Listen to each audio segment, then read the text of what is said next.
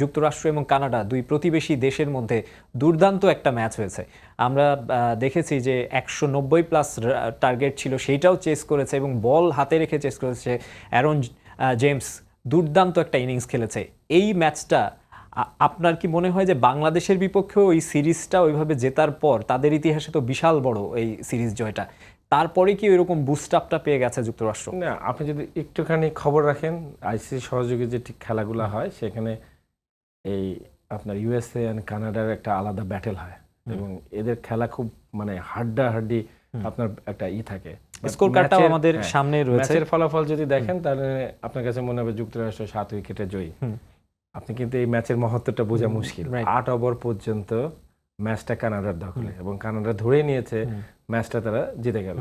Just 9 over থেকে আপনার মোমেন্টামটা গেল 13-14 ওভারে আপনার 33 আর 20 নিয়ে আপনার পুরা সিনারিওটা অন্যরকম হয়ে গেল এবং কানাডা ম্যাচটা হেরে গেল দিন শেষে। বাট যারা খেলা দেখেনি তারা হয়তো পরে এটা দেখার পরে হয়তো হাইলাইটসটা দেখবে। বাট এখানে একটা যেটা বললেন যে অ্যারন জোন্স, আমরা রংপুর রাইডার্স তাকে এনেছিলাম,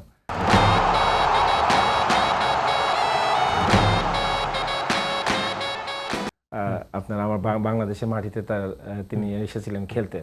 but way he batted, I think তাকে কোনোভাবেই মনে হয়নি যে আপনার কোনো সহযোগী দেশের কেউ ব্যাট করছে। তিনি যেভাবে ব্যাট করলেন এবং পুরো ডমিনেটিং ক্যারেক্টার এবং 10টা 6, যেটা সাধারণত আমরা হয়তো আমাদের ব্যাটারদের কাছ থেকে আপনার অনেক বেশি এক্সপেকটেশনের জায়গাটা রাখি।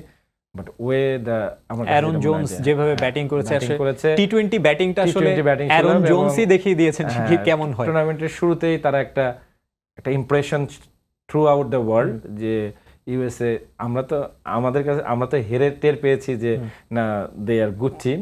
বাট আজকের দিনে কিন্তু ওয়ার্ল্ড কাপের যে ফোকাসটা থাকে সেখানে তারা কিন্তু একটা বার্তা সবাইকে দিল যে তারা টি-20 ফরম্যাটটা খেলতে জানে এবং অ্যারন জোন্স দেখিয়ে দিল যে how you have to play টি-20 ক্রিকেট।